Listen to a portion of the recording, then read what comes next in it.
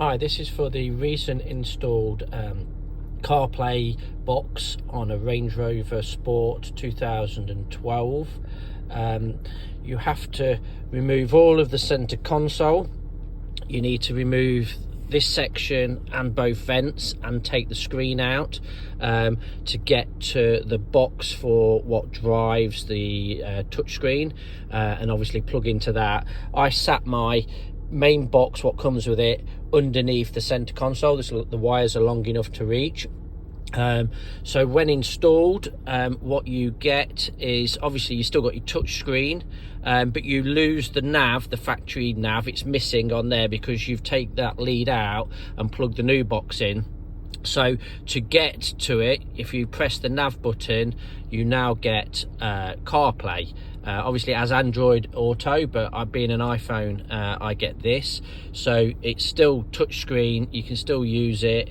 You still get your WhatsApps all through it, etc. The only downside I've got at the moment is you don't get any sound through the wireless connection.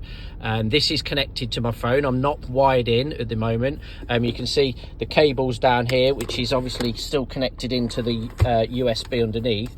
But what I find is the factory setup, when you go back to the factory element to it, works.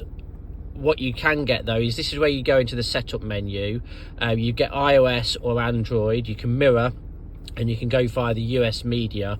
There is also a setup screen here, and this is where you can go into and set up your audio settings, the wireless CarPlay settings, which I've got on. You can change the channels, which I'm still trying to work out, and obviously see if that's a way around of getting the sound on. But I'm running iOS 17.2, the beta version for developers, which I understand 17 has got issues with CarPlay, people are complaining about. So that takes you back. You can have front camera if you've got it, and AVI and things like that as well. It's just it is a little bit temperamental on this screen of trying to get back to there, and then obviously you can come to this.